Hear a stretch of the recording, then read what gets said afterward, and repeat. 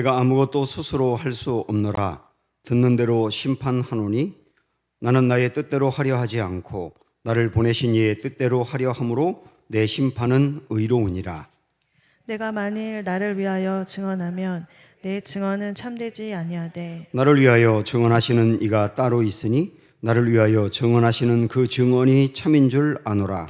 너희가 요한에게 사람을 보내매 요한이 진리에 대하여 증언하였느니라. 그러나 나는 사람에게서 증언을 취하지 아니하노라. 다만 이 말을 하는 것은 너희로 구원을 받게 하려 함이니라. 요한은 켜서 비추이는 등불이라. 너희가 한때 그 빛에 즐거이 있기를 원하였거니와 내게는 요한의 증거보다 더 큰 증거가 있으니 아버지께서 내게 주사 이루게 하시는 역사 곧 내가 하는 그 역사가 아버지께서 나를 보내신 것을 나를 위하여 증언하는 것이요 또한 나를 보내신 아버지께서 친히 나를 위하여 증언하셨느니라. 너희는 아무 때에도 그 음성을 듣지 못하였고 그 형상을 보지 못하였으며 그 말씀이 너희 속에 거하지 아니하니 이는 그가 보내신 이를 믿지 아니함이라. 너희가 성경에서 영생을 얻는 줄 생각하고 성경을 연구하거니와 이 성경이 곧 내게 대하여 증언하는 것이니라. 아멘. 네, 오랫동안 목회하는 어떤 목사님이 아무리 열심히 노력을 하고 기도하고 그래도 교회가 도무지 부흥을 하지 않고 계속 어려우니까 이런 탄식을 합니다. 예수님께서 왜 나를 도와주시지 않는 걸까? 그러면서 예수님이 함께 하신다는 것을 확신만 할 수 있다면 견딜 수 있을 텐데 그렇게 탄식했다는 거예요. 이 목사님은 목회를 하면서도 삶이 어렵다 보니 주님이 나와 함께 한다는 것이 느껴지지 않는 것이죠. 이게 더 큰 문제였던 겁니다. 이런 이 목사님의 고민이 어쩌면 지금 교회를 다니고 있는 성도들에게도 있지 않을까요? 사는 게 무척 힘들고 어려운데 주님이 함께 하시는 것이 느껴지지가 않습니다. 그러다 보니까 걱정이 많고 두려움이 있고 외로움이 있거든요. 그래서 더욱더 답답한 것입니다. 그런데 어쩌면 이런 우리의 모습을 주님이 보신다면 어떨까 생각을 해봅니다. 분명히 옆에 부모가 있는데 부모가 옆에 있는데 부모가 없는 것처럼 쩔쩔매는 자녀를 볼 때 그 부모는 어떤 마음이 들까? 그게 바로 주님의 마음과 같지 않을까요? 오늘 우리가 이런 문제 제기를 하면서 어떻게 주님이 나와 함께함을 그리고 주님이 어떤 분이신지 믿을 수 있을까? 이런 문제 한번 접근해 보려고 합니다. 요한복음 5장에 보면 예수님은 아주 답답한 마음을 가지고 계신데요. 우선 앞에서 본 것처럼 베데스다 연못가에서 38년 동안이나 걷지 못하고 누워있는 그 환자를 고치셨잖아요. 그래서 수많은 사람들이 봤지 않습니까? 게다가 우리 예수님은 요한복음 5장에서 아주 대놓고 예수님이 하나님이라고 밝히셨거든요. 나와 하나님은 동일해. 하나님이 나의 아버지고 내가 아들이야. 나 하나님이야. 우리 예수님이 아주 직접적으로 밝히셨습니다. 지난 시간에 본 것처럼 내가 하나님의 아들 하나님이기 때문에 하나님이 나에게 사람을 살릴 수 있는 생명을 주었고 또 사람을 심판할 수 있는 권한을 주었다고. 이게 바로 내가 하나님인 증거라고 그렇게 말씀하셨지 않습니까? 오늘 우리가 읽은 30절에서도 한 번 더 주님은 강조하십니다. 한번 그 말씀 보고 갈게요. 내가 아무것도 스스로 할 수 없노라. 듣는 대로 심판하노니 나는 나의 뜻대로 하려 하지 않고 나를 보내신 이의 뜻대로 하려 함으로 내 심판은 의로우니라. 내가 하는 것은 나 혼자 스스로 하는 게 없다. 나를 보내신 아버지가 하라는 대로 한다. 심판도 그대로 한다. 그래서 내가 하는 심판은 의롭다. 결국 이 말씀은 뭐냐면 우리 하나님과 예수님의 생각과 뜻과 방법과 결정 모든 게 똑같다는 겁니다. 이걸 통하여서 나는 하나님이야 라고 하는 것을 다시 한번 강조하십니다. 이것을 뭐라고 할 수 있느냐면 예수님의 자증적 설교라고 할 수 있습니다. 예수님이 당신이 스스로 당신이 하나님이고 그리스도인 것을 설교를 통해서 밝히셨다는 거죠. 자증적 설교라고 할 수 있습니다. 자, 이렇게 볼 때 우리 유대인들은 이 요한복음 5장만 놓고 보더라도 예수님의 놀라운 일을 보았어요. 그리고 예수님이 하시는 말씀을 들었어요. 그런데 예수님을 믿지를 않습니다. 이걸 보고 우리 예수님은 참 답답한 거예요. 이건 우리에게도 해당되는 이야기인데요. 우리도 지금까지 신앙생활하면서 굉장히 많은 말씀을 들었고 또 보았는데 여전히 주님을 믿지 못하는 이들이 있고, 그리고 믿더라도 주님이 지금 나와 함께함을 확신하지 못한 상태로 살아가는 분들도 많단 말입니다. 그걸 보고서 답답한 것이죠, 우리 주님은. 자, 그런데 이렇게 보고도 믿지 못하고 듣고도 믿지 못하는 이 유대인들을 보면서 우리 주님은 도저히 당신들은 안 되겠다. 아무리 봐도 안 되고 아무리 들어도 안 되니까 당신들은 구원받기 불가능한가 보다. 당신들에게는 심판만 주어질 거다. 이렇게 포기한 게 아니라 아무리 이야기해도 듣지 못하지만 우리 주님은 오늘의 말씀에서 다시 한번 예수님을 믿을 수 있는 증거를 댑니다. 다양한 각도에서 증거를 대는데 크게 세 가지거든요. 이 세 가지 증거를 대면서 야, 이걸 봐라. 나를 믿을 수 있지 않느냐. 이걸 봐라. 어떻게 안 믿겠냐. 이걸 봐라. 이걸 보고 나를 믿으라. 계속 증거를 대고 있어요. 그럼 이건 우리에게 어떤 메시지가 되겠습니까? 신앙생활을 오래 했는데, 말씀을 그렇게 봤는데, 설교를 들었는데, 그리고 생활 속에서도 하나님의 그 도움을 경험했는데 여전히 믿지 못하고 하나님이 나와 함께함을 확신하지 못하고 살아가는 성도들을 주님은 포기하는 게 아니라 어떻게 해서든지 믿게 하고 싶다는 거예요. 어떻게 해서든지 믿게 하고 싶다는 거예요.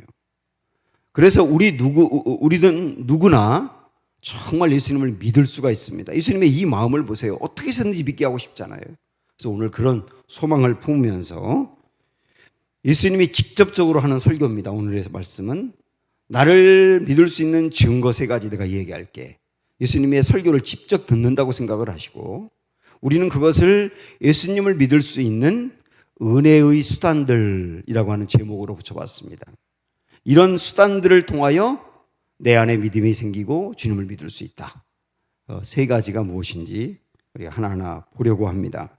첫 번째 보기 전에 우리 주님은 당신이 하나님이고 그리스도다 라고 하는 것을 자증적 설교를 통하여 밝혔다고 했지 않습니까? 그런데 사람들이 그 설교를 듣고도 믿지 않으니까 아마 이런 생각을 하신 것 같아요. 내가 스스로 내 입으로 내가 하나님이라고 말하니까 안 믿나 보구나. 그러면 내 입으로 하는 말이 아니라 다른 사람이 하는 증거들을 보면 잘 믿겠지 라고 말씀하시는 겁니다. 그래서 31절에 이렇게 말씀하시거든요. 내가 만일 나를 위하여 증언하면 내 증언은 참되지 아니하되 나를 위하여 증언하시는 이가 따로 있으니 나를 위하여 증언하시는 그 증언이 참인 줄 아노라. 그래서 이제 세 가지를 이야기한다 라고 하는 것이죠. 첫 번째, 예수님을 믿을 수 있는 증거. 그건 뭘까요? 세례 요한의 증언입니다. 세례 요한의 증언. 33절 우리 보십니다. 너희가 요한에게 사람을 보내어 요한이 진리에 대하여 증언하였느니라. 이게 무슨 말입니까? 사람들은 세례 요한을 신뢰했습니다. 세례 요한이 베푸는 세례를 받고 싶어 했고 그가 전하는 설교를 들으면서 회개하고 삶이 변화되었거든요. 그래서 세례 요한은 인정을 했어요.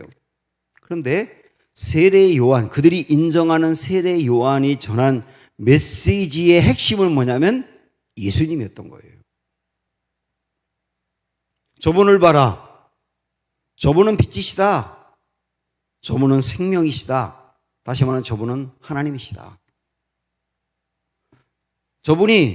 저분보다 내가 6개월 먼저 태어나서 어릴 적에도 함께 놀았지만 그러나 난 알았다. 저분이 하나님인 걸 알았다. 또 뭐라고 말했습니까? 저분을 봐라. 저분은 세상 죄를 지고 가는 하나님의 어린 양이다.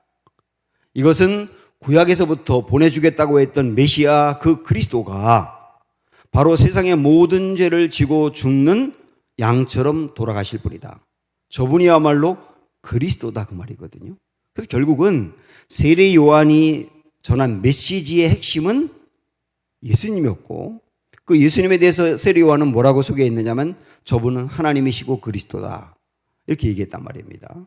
그래서 예수님은 세례 요한이 전한 메시지야말로 바로 나를 얘기했지 않느냐. 내가 하나님이라고, 내가 그리스도라고. 그러니까 세례 요한을 신뢰한다면 그분을 믿을 수 있지 않느냐, 그분의 말을 믿을 수 있지 않느냐 이렇게 얘기한 것이죠. 그래서 이제 35절에 보면 세례 요한을 이렇게 말합니다. 요한은 켜서 비추이는 등불이라 그랬어요. 등불이라. 요한을 등불이라고 말합니다. 여러분, 등불이 뭡니까? 지금 우리 여기 예배실이 있는데요. 예를 들어서 제가 이 성경을 요 밑에다가 내려놔서 숨겨놨다고 생각을 해보세요. 그리고 불을 끕니다. 캄캄합니다. 분명히 이 성경은 이 예배실에 있어요. 근데 캄캄하기 때문에 여러분들이 이 성경을 찾으려면 어둡기 때문에 찾기가 어렵습니다. 막 더듬거려야 간신히 찾을 수 있고 어쩌면 찾지 못하는 분도 있을 겁니다. 이 성경이 여기 있는데 분명히 어두워서 찾지 못한단 말이죠. 그때 등불을 딱 켜면 어두웠던 곳이 밝아지기 때문에 이 성경이 어디 있는지 금방 찾을 수 있잖아요.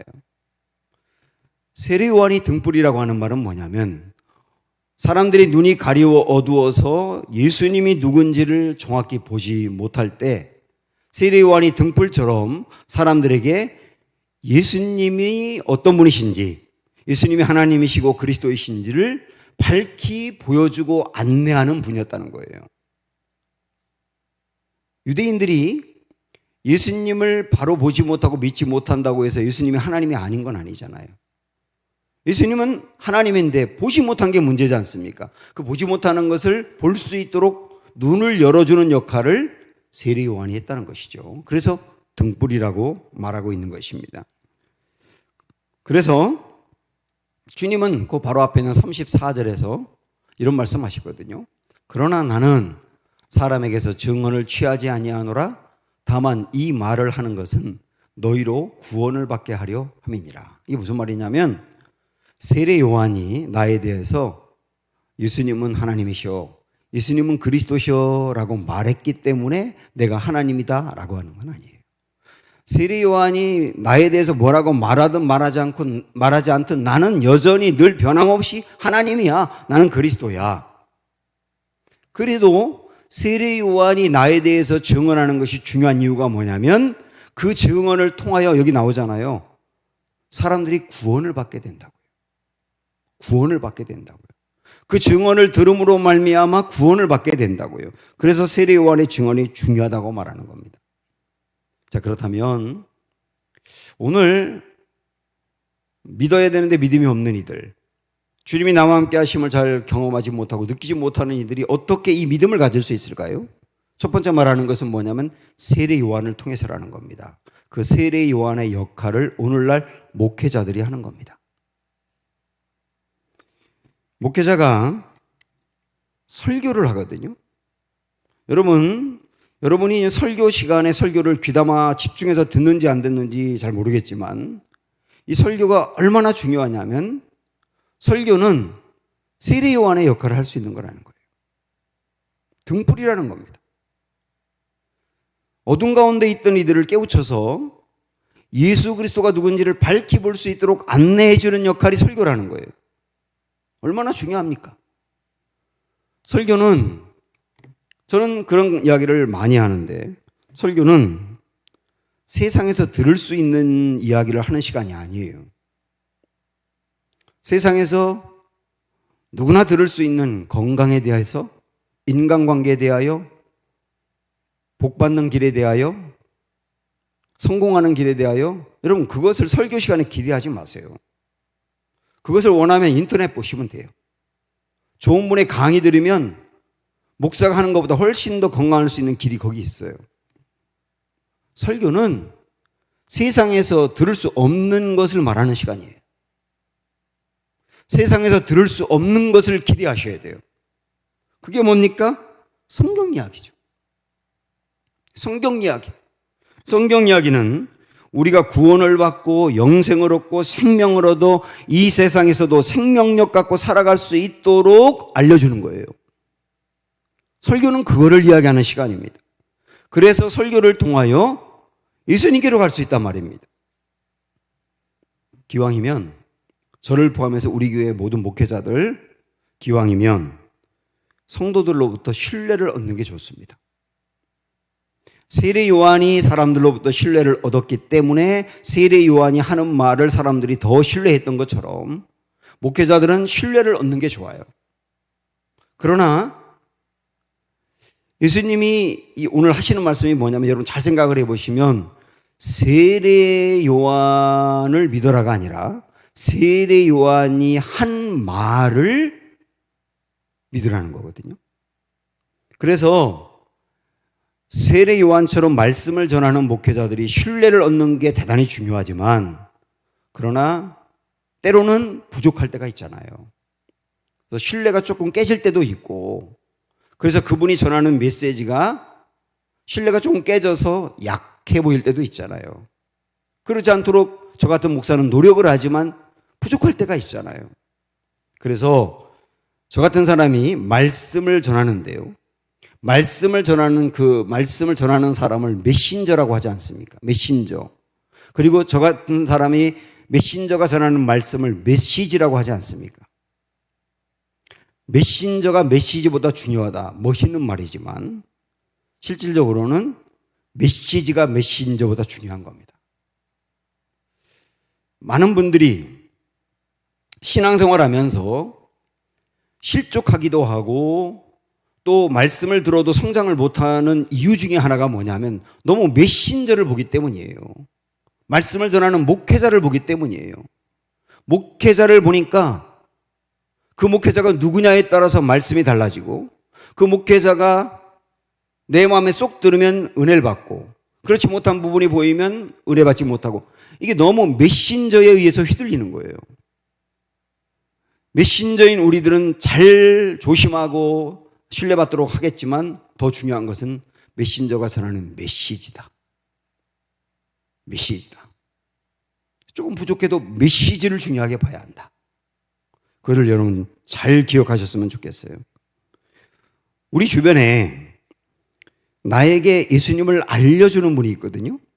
나에게 예수님을 알려주는 분, 예수님을 잘 믿도록 이끌어주는 분이 있다면 그분도 세례 요한인 거예요.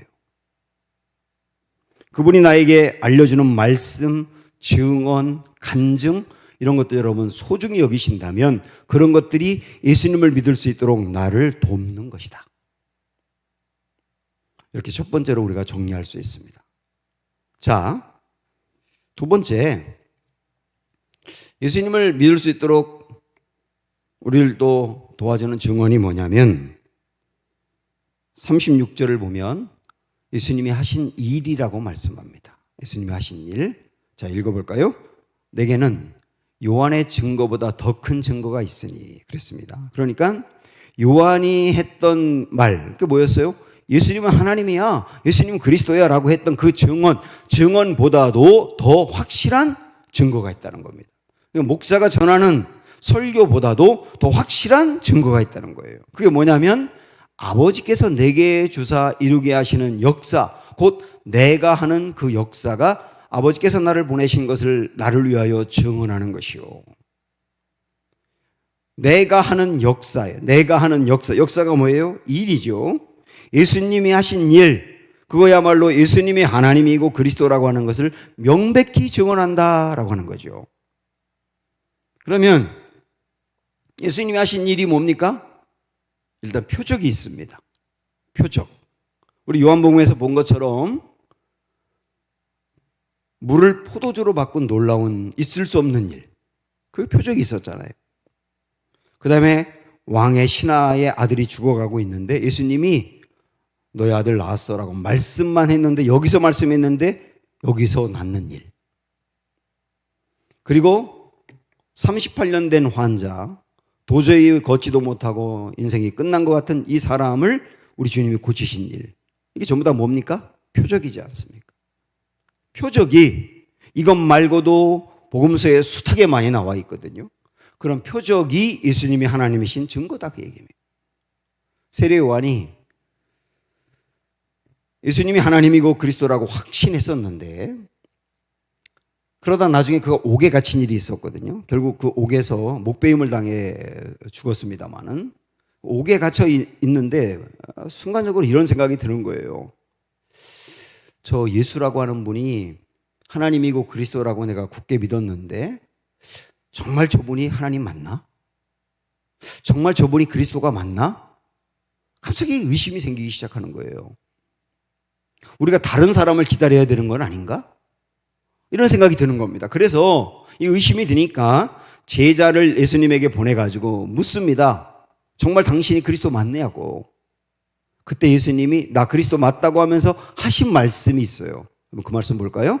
마태복음 11장에 보면 예수께 여짜오되 오실 그이가 당신이 오니까 우리가 다른 일을 기다리오리까. 당신 정말 그리스도 맞습니까? 하나님 맞습니까? 라고 물은 거잖아요.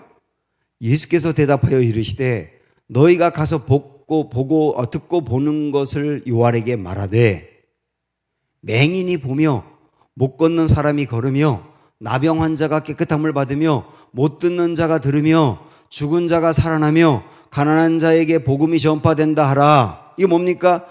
이런 일을 하는 예수님이니 이런 일을 보면 그분이 하나님이고 그리스도인 게 맞다는 거예요.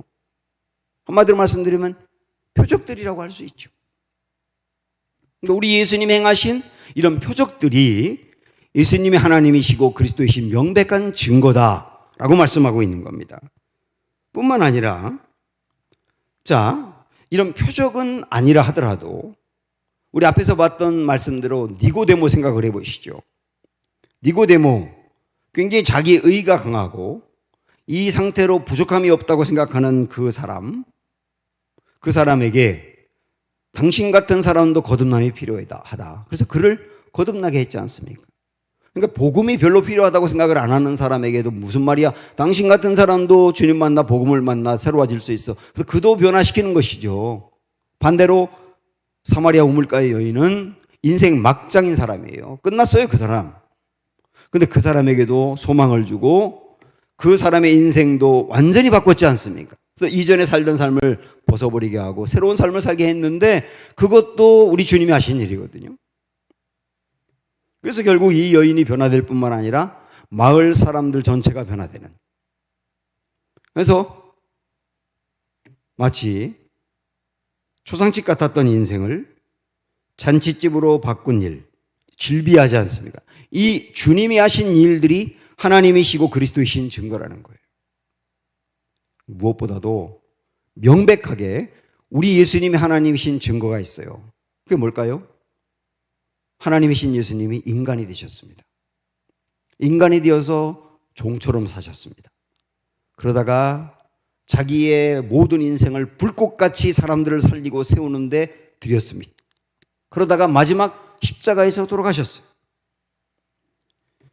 죄가 없는 분인데, 죄가 전혀 없는 분인데 모든 사람의 죄를 대신해서 십자가에서 돌아가셨어요. 여러분, 이건 뭘 얘기해요?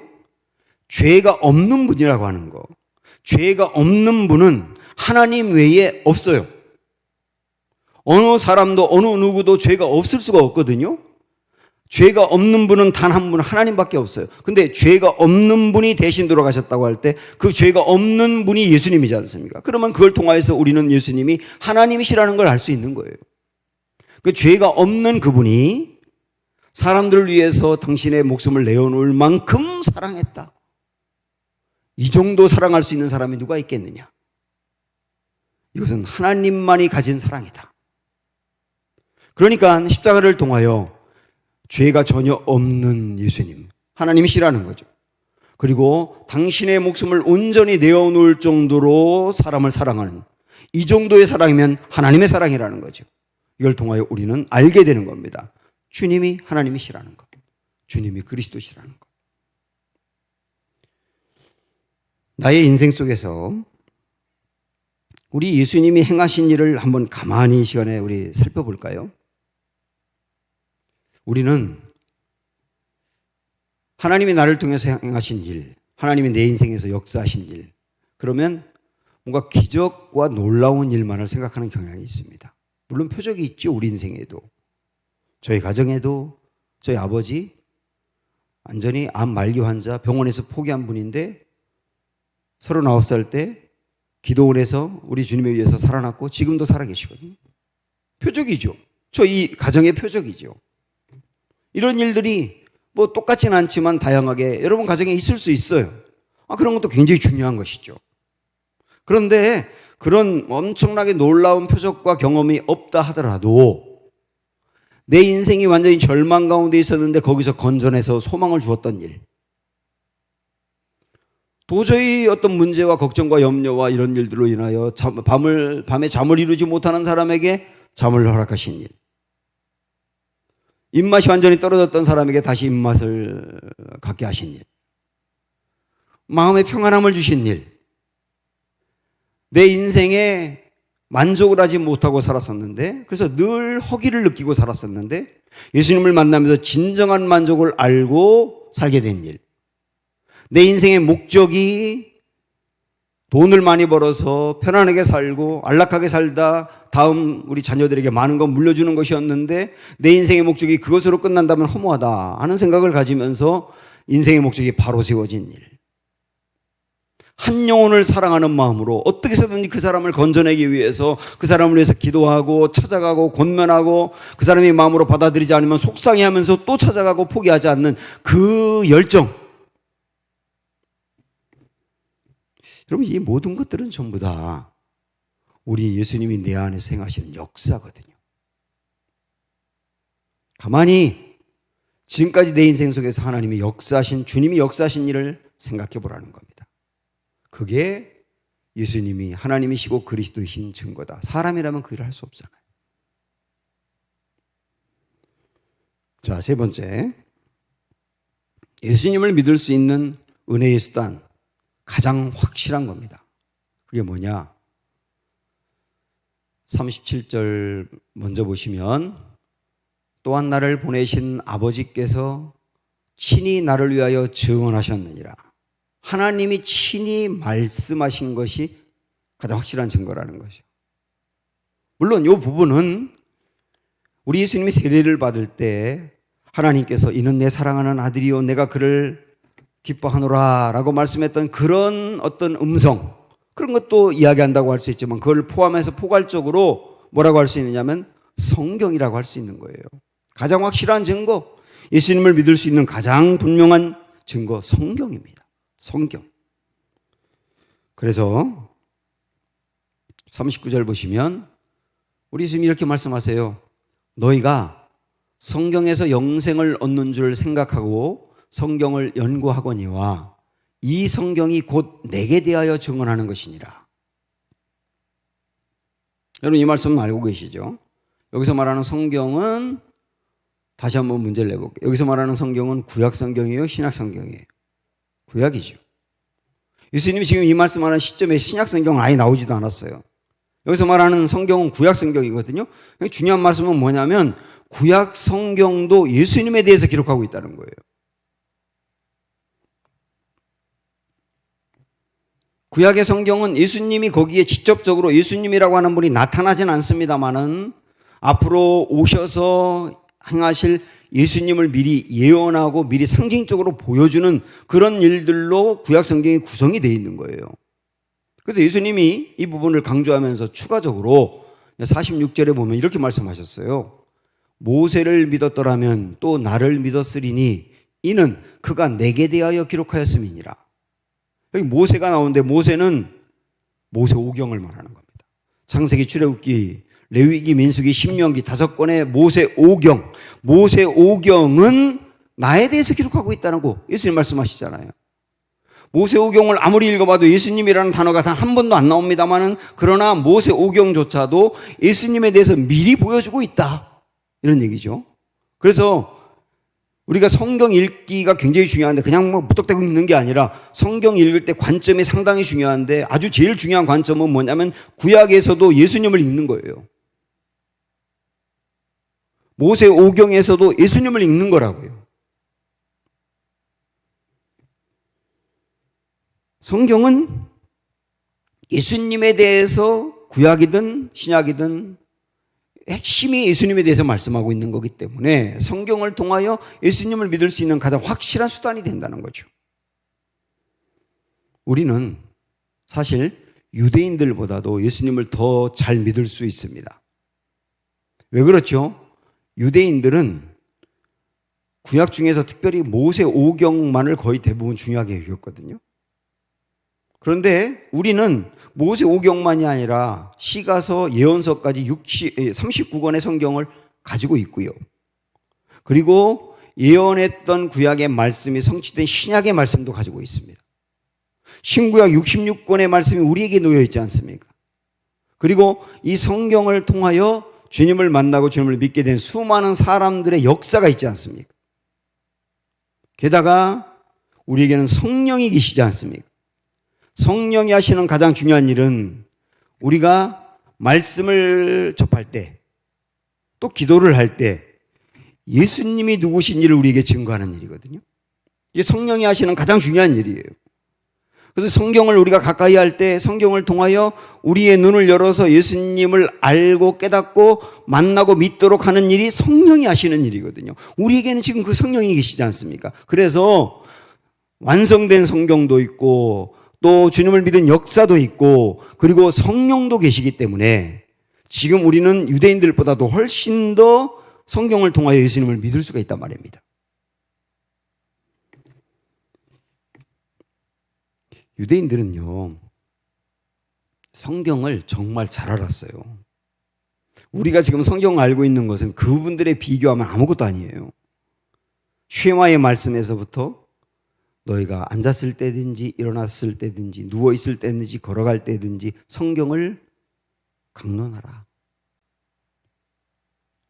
암기해라. 읽어라. 그래서 유대인들은 집 밖으로 나갈 때 문설주에 성경 구절이 있어요. 그거 읽고 나가요. 저는 이거 그대로 우리 집에서 해도 좋을 것 같아요. 아이들이 학교 갈 때, 남편이 출근할 때, 여성분들도 마찬가지. 나갈 때 그 구절 읽고 나가는, 그걸 매일매일 교체하는 거죠. 그 집으로 들어올 때도 읽고 들어와요. 심지어 이마에다가도 말씀을 넣어 갖고 다녔어요. 지금도 유대교 계통의 학교에 들어가면 초등학교 1학년 나이에 레위기 말씀을 배웁니다. 얼마나 말씀을 많이 하는지 몰라요. 말씀을 막 다 외우고 많이 알거든요. 근데 정작 구약에서 그렇게 강조하고 예언했던 대로 예수님이 오셨어요. 그 예수님이 하나님이시고 그리스도세요. 그런데 알아보지 못하는 거예요. 성경을 그렇게 많이 읽고 가까이 하는데 성경의 핵심인 예수님이 나타났는데 알아보지 못하는 거예요. 그리고 믿지 못하는 겁니다. 굉장히 심각한 문제 아닙니까?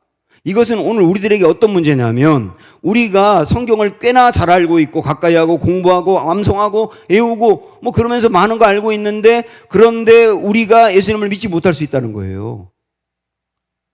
주님이 지금 나와 함께함을 확실하지 못하고 살 수 있다는 겁니다. 성경을 많이 아는데 왜 그럴까요?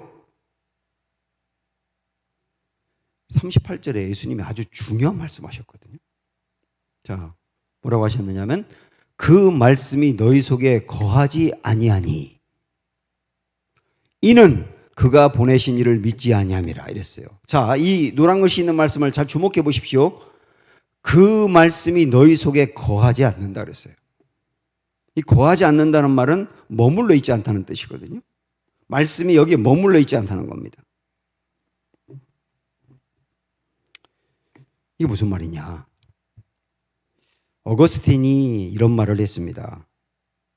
나는 진리를 피하면서 진리를 찾고 있었다. 어거스틴이 진리를 찾았는데 진리신 예수님을 피하면서 진리를 찾았대요. 예수님이 진리인데 피하면서 진리를 찾았으니 진리를 찾을 리가 없죠. 진리를 찾지 못하니까 어거스틴이 방황했던 거 아닙니까?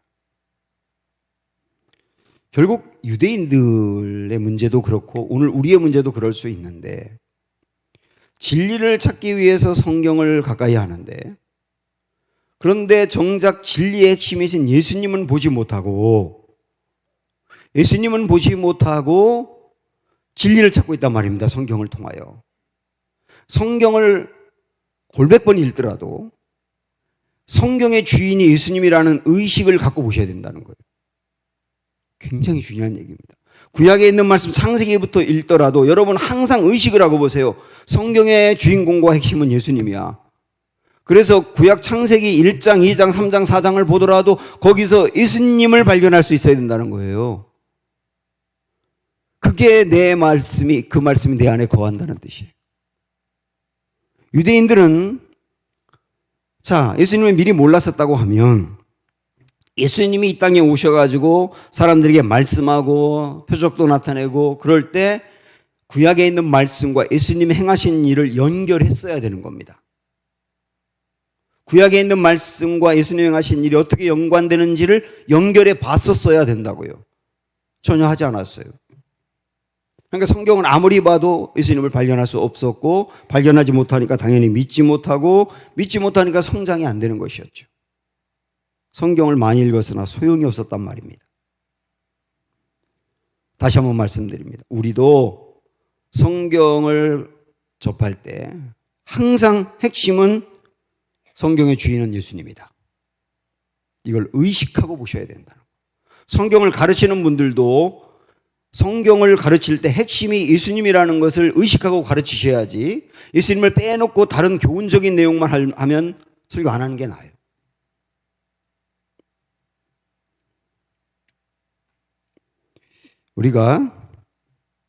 저도 여기 성경에 밑줄 그면서 보거든요. 밑줄도 긋고 이렇게 포스트잇으로 붙이기도 하고 뭐 이렇게 하는데, 이게 있다 보니까 이제 성경을 잘 바꾸지 못하겠더라고요. 성경 어디에 밑줄을 걷느냐가 그 사람이 보는 관점이거든요. 성경에 밑줄을 걷는데 내 마음을 달콤하게 하는 구절, 내 마음에 만족을 주는 그런 구절, 당장 그런 구절도 중요할 수 있어요. 근데 무엇보다 중요하게 밑줄을 그어야 될 부분은 뭐냐면 예수님에 대해서 증언한 부분이에요. 예수님을 소개하고 예수님을 증언하는 부분, 그 부분이야말로 밑줄을 그어야 될 부분이라고. 그 말은 뭐냐면 우리가 성경에 대해서 그 초점을 두고 관심을 갖고 보아야 된다는 얘기를 하고 있는 겁니다. 그럴 때 그 말씀이 내 안에 머물러 있게 된다. 아주 중요한 부분이거든요. 이렇게 내 안에 머물러 있는 말씀은 반드시 살아있고 운동력이 있습니다. 저는 그 말씀이 그렇게 좋더라고요. 말씀이 살았고 운동력이 있다. 내 안에서 일한다는 거죠. 살아있어서. 그래서 내 안에 말씀이 살아있으면 그 말씀이 나에게 반드시 예수님을 믿도록 합니다. 그리고 그 말씀은 예수님의 생각처럼 나의 생각을 바꿉니다. 그리고 그 말씀은 나에게 위로하고 힘을 줍니다. 내 삶의 방향을 바꿉니다. 때로는 나를 책망합니다. 성경을 대할 때 예수님의 마음을 가지고 성경을 보면, 예수님에게 초점을 두고 예수님의 마음을 갖고 성경을 보면 예수님의 마음이 내게 다가오는 거예요. 그래서 예수님의 마음대로 행할 수 있게 되는 거예요. 뿐만 아니라 현재 내가 겪고 있는 삶을, 현재 내가 겪고 있는 이 현재의 삶을 말씀이 해석해 줍니다. 예수님의 관점으로 볼 때 말씀이 나의 현재 삶을 해석한다. 여러분 실제 그러신지 판단해 보시죠. 내가 지금 어려움을 겪고 있을 때 말씀이 현재 어려움을 겪고 있는 나의 삶을 해석해 줍니까?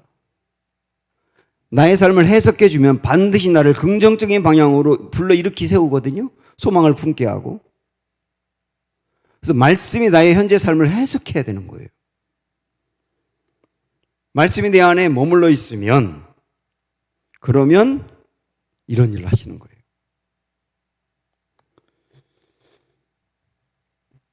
결국은 이런 과정들을 통하여 우리 예수님을 더 선명하게 믿게 되고 그 다음에 주님이 나와 함께함을 더욱더 확신하게 되는 것이죠. 성경만큼 예수님을 잘 믿을 수 있는 은혜의 수단들이 없습니다. 오늘 제 설교는 표절이거든요. 어떤 표절이냐면 예수님을 믿을 수 있는 방법과 길에 대해서 예수님이 설교한 내용을 제가 그대로 설교한 거예요. 그래서 표절이에요. 그래서 예수님이 직접 설교하신 내용이기 때문에 굉장히 중요합니다. 이 말씀대로 해보시면 정말 예수님을 더욱더 선명하게 믿고 그리고 예수님으로 힘입어 승리하게 될 겁니다. 내 삶에 들어온 주님의 말씀이 우리 함께 찬양하죠.